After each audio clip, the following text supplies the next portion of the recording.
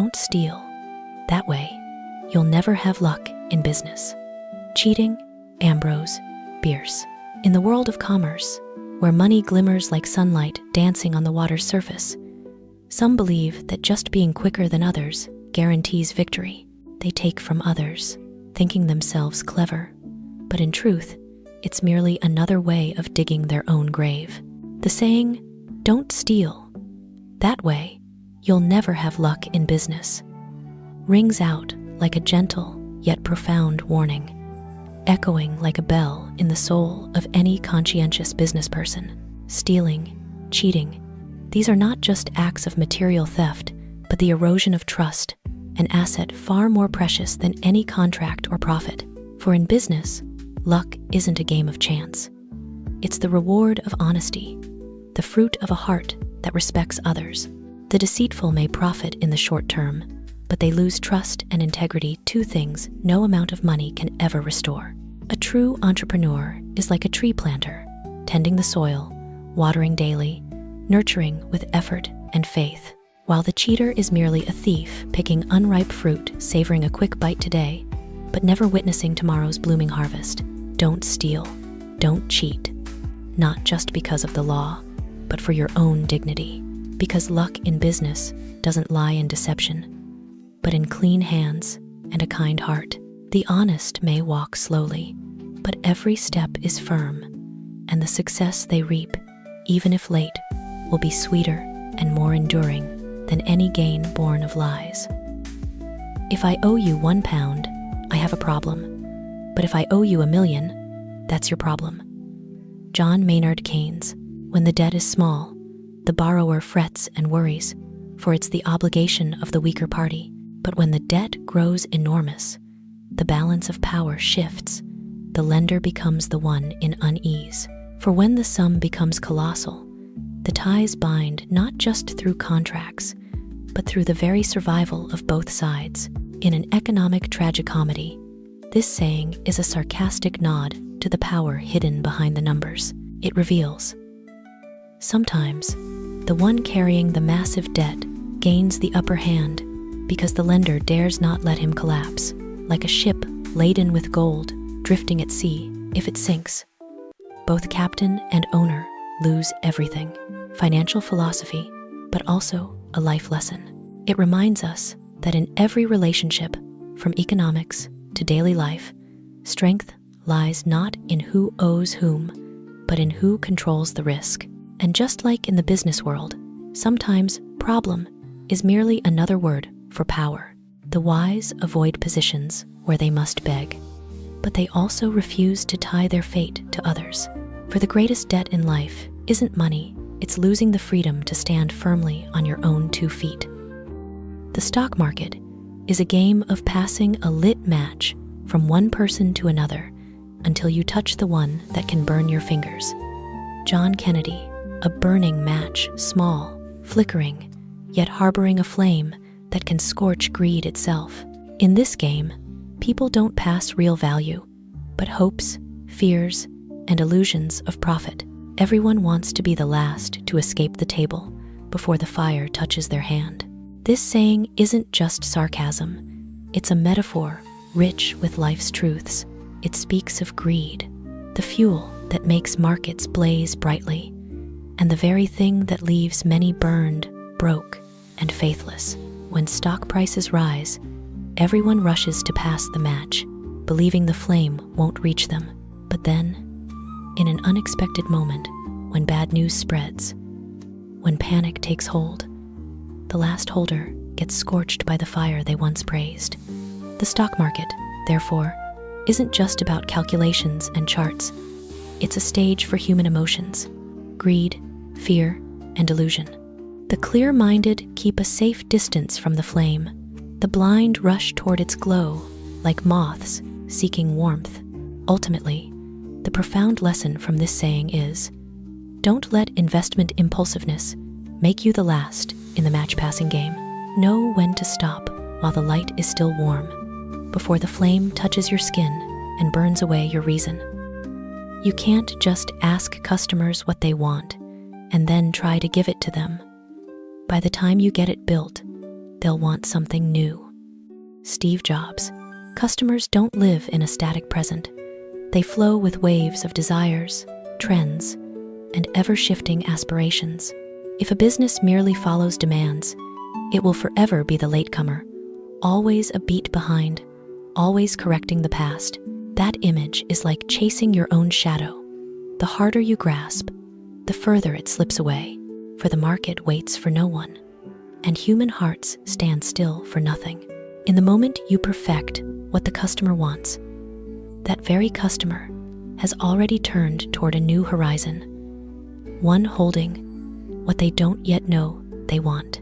Often linked to Steve Jobs' philosophy is a declaration of proactive creativity. Don't ask what they want, lead them to what they'll love.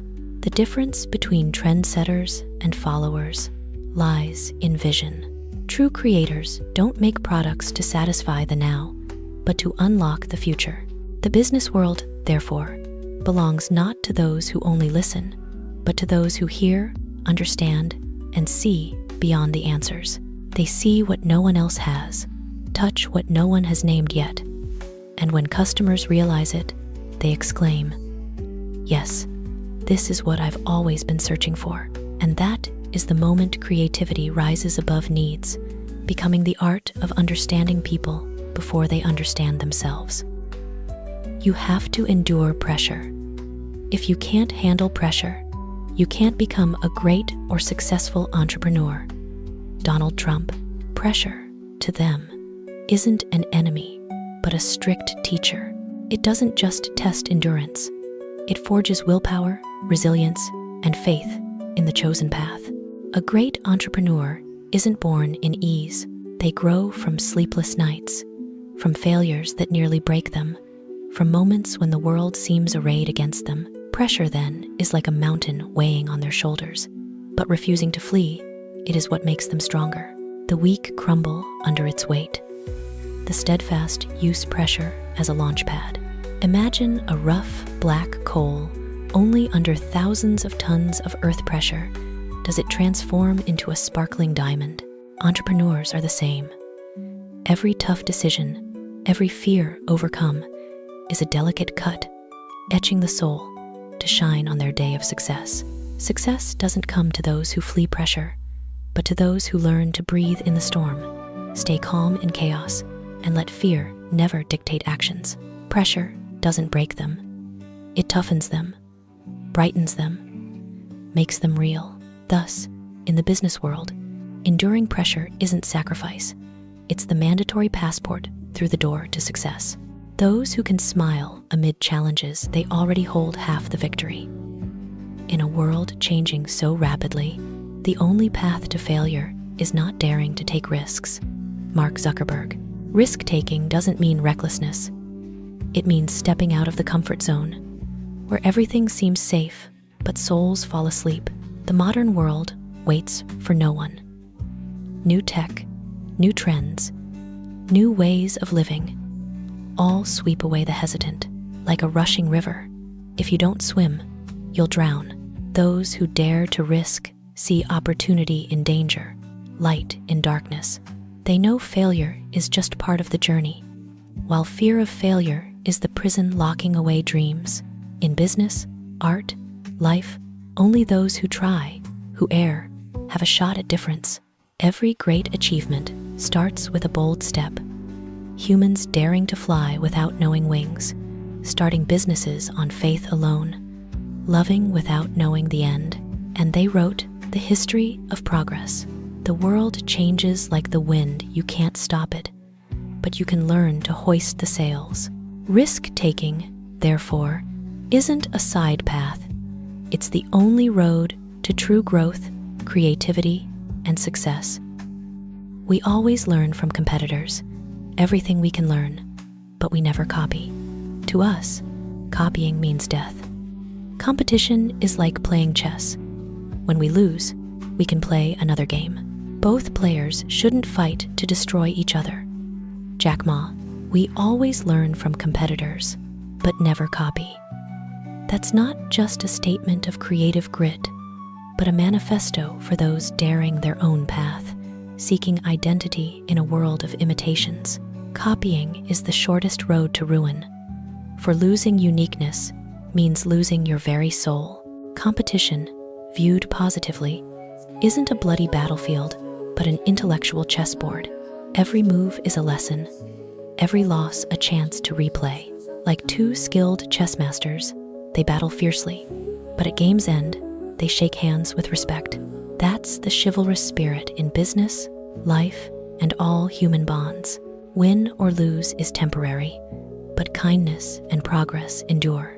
Learning from others doesn't diminish us, it helps us grow. For only by respecting rivals do we truly deserve victory.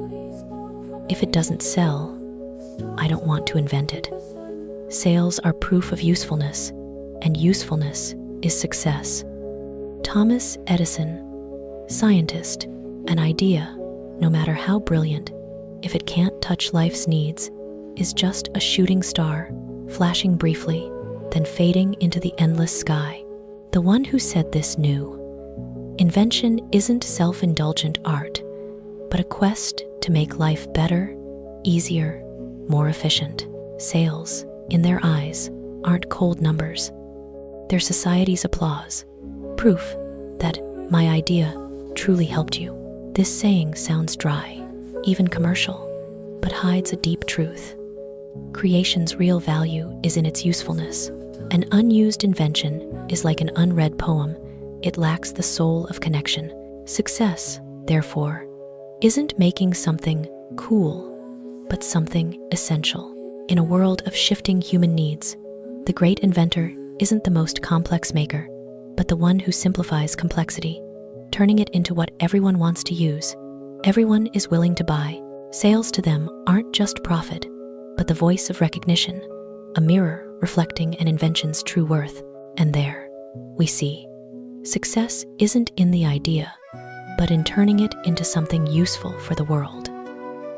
Unhappy customers will be a great lesson for you. Bill Gates. Others' dissatisfaction isn't failure. It's a mirror showing our own shortcomings clearly. If we listen, every complaint becomes a precious gem of experience, polished from real-life truths and genuine emotions. The wise don't fear criticism. They know behind every grievance lies a chance to improve. Like a blacksmith, only enduring the forge's heat makes iron strong. In business, too, every unhappy customer is a lesson. Every mistake, a stepping stone to perfection. Sometimes, the pickiest customers are the strictest teachers, helping us see the true value of quality and service. They're not destroying, they're helping us grow. Never fear failure. You only need to be right once in your life. Drew Houston, failure isn't the end, but steps leading to victory. On the dreamer's journey, mistakes aren't scary. Quitting is the real tragedy. The world has seen countless stumble hundreds of times before that one success. Edison failing thousands for the light bulb, Walt Disney rejected for lacking imagination, Steve Jobs fired from his own company, but they weren't afraid, knowing just one right idea, decision, step can change a lifetime. The resilient spirit of those not defined by failure. It reminds that the path to the peak is never rose-strewn. It's blood, sweat, tears, but those falls forge steel will. No one succeeds without falling, and no one is right without countless wrongs. Don't fear failure. Each carries a lesson, a growth chance. Just keep going. One time, just once, when effort, desire, faith align perfectly, you'll turn that one right into lifelong glory. Failure is darkness, success is dawn, but no dawn comes if you quit in the long night. Customer service shouldn't be a department. It should be the entire company. Tony Hsieh, customer service isn't just one small team's job. It's the soul of the whole enterprise. Every employee, no matter the role, represents the company's image, attitude, and spirit to customers. A business is truly strong only when service mindset permeates every small action, from the guard's smiling greeting, the tech's dedicated support, to leaders open to feedback. Because customers don't just buy products, they buy experiences, emotions, and trust. Customer service isn't a complaint handling department. It's a way of life, a company culture. When the whole organization values customers like its own breath, satisfaction isn't a goal. It becomes the natural result of devotion. Don't confine customer service to one room. Let the service spirit spread through every person, action, moment. Because customers are the heart of the business. The way to get started is to quit talking and begin doing. Walt Disney. For in a world full of promises, plans, and dreams hanging in limbo, action is the truest language of success. Many talk about what they'll do, plan to do, wish they could, but years pass, and it all stays on lips, in minds, or notebooks. While those who dare start, even clumsily, imperfectly, are the ones stepping from ideas into reality. Because every dream only lives when we act. Quit talking doesn't mean silence, but channeling all energy into turning words into results. Every step, even small, outweighs 1,000 promises. Action is the only bridge between what we want and what we achieve. A fledgling bird at the nest's edge may sing of flying dreams 100 times, but only by spreading wings and leaping does it discover true flight. Humans are the same. Only by doing do we see our strength and potential's true extent. Success comes not to great talkers, but to those who dare begin. Thus, this saying isn't just advice. It's a command for dreamers yet to act. If you want to grow, seek a great opportunity. If you want a big company, think about the problems you'll face before thinking about success. Jack Ma. Success doesn't start with daydreams, but preparing to face challenges. Opportunity is just a seed. Recognizing difficulties is the soil for it to sprout. The wise don't just hunt easy chances. They build capacity to weather storms. For great enterprises aren't built on luck, but resilience, farsightedness, and problem solving. Before dreaming of success's glory, leaders must stare into failure's shadows, where challenges, risks, and self-limits hide. In facing them, they learn control, creativity, adaptation qualities, essential for future builders. Success doesn't come from dodging hardship, but daring to confront and solve it. If you want to soar, don't just seek opportunity. Forge the grit to turn challenges into stepping stones for success. Punctuality is an indispensable virtue for businessmen and the elegant courtesy of princes. Edward Bulwer Lytton. Time is the most precious asset. Once gone, it never returns. Thus, those who value time theirs and others truly understand life's worth. For businessmen, punctuality isn't habit. It's a mark of credibility, professional ethics, and expertise. A late meeting, a delayed promise, can cost not just opportunity, but trust. For gentlemen, punctuality shows elegant demeanor and respect, like a wordless, gracious greeting. Punctuality is the blend of discipline and respect, foundations of success and character. The punctual don't just manage schedules, they master themselves. For only by keeping time's promises does time reward you with deserving chances. Punctuality isn't a small habit. It's a sign of maturity, respect, and noble character, whether you're a businessman or a prince in your own life. Nothing is more necessary in business than agility. Joseph Addison. The market moves every second. Opportunities knock once, and only those sensing the breeze before it blows lead the way. Agility is the entrepreneur's third eye spotting trends, while others are vague, pivoting before crisis hits. A businessman lacking agility is like a captain blind to wind, big ship, great crew, yet lost at sea. Conversely, the agile steer even small boats farther by shifting course at the right moment. Agility isn't haste. It's alert motion, knowing when to advance, halt, seize, or release. In a world changing with a click, the slow, even if smart, get left behind.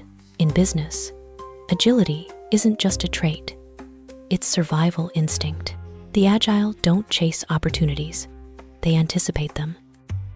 And they turn the world's changes into leverage for their own success. People don't buy for logical reasons, they buy for emotional reasons. Zig Ziglar. Humans aren't logic machines, they're hearts that resonate. Buying decisions, at core, aren't mere exchanges. They're emotional acts reflecting desires, cravings, personal values. People may claim quality or price sways them, but what nods yes is feeling trust, understanding, heart touch. A phone, a shirt, even a coffee, all become special when evoking a kindred emotion. That's why great brands don't just sell products. They sell belief, memories, emotions. They tell stories where customers see themselves. And when hearts are touched, logic follows. In all relationships, business or life, what moves people isn't reason, but emotion. For ultimately, people don't buy with heads, but with hearts. No nation has ever collapsed because of trade. Benjamin Franklin. Trade doesn't weaken nations, it strengthens them. For every deal, every goods flow, every handshake between economies is a beat in the global heart, sharing and nurturing prosperity. Trade is the shortest path to mutual understanding. It teaches giving and receiving, competing with respect, growing without conflict. A nation closed to trade is like a stagnant pond, soon murky, losing vitality and clarity. History proves open, exchange-ready economies advance faster than isolated ones in fear. Trade brings wealth, knowledge, connection. It shows a nation can't thrive alone, but in humanity's shared flow. Not just economics, but human spirit. Opening up, exchanging, learning enriches us. Trade, at its core, is the art of trust. Believing exchange benefits both, strengthens both. Thus, no nation collapses from trade, only from fear, selfishness, and closing to it. Opening to the world is opening to the future. And in the global pulse, trade is the blood sustaining humanity's prosperity. Always learn from others' mistakes, not your own. The cost will be cheaper. Donald Trump. Life is endless lessons, but not all need personal pain's price. The smart observe, listen, draw from others' stumbles to avoid winding paths, yet reach the goal. Every mistake costs time, money, or trust. Learning from others' failures is the wisest knowledge investment, sparing unnecessary losses. Like following predecessors' footprints, we dodge pits, slippery stretches, speed our own journey. But to learn requires humility and progress. Admitting others have lessons worth heeding. Learning from others' errors isn't copying, it's shortening the growth road. For the wise aren't error-free, but learn from others before it's too late. The most valuable asset of your company is how customers know it. Brian Tracy. In business, people often think the greatest asset is factories, tech, or staff. But truly, the brand in customers' minds, how they feel, trust, and speak of you, decides the company's survival. A product can be copied, tech obsolesces, but customer trust and affection can't be bought. When customers recall you with trust, pride, or positivity, your company owns pure gold in the intangible brand world.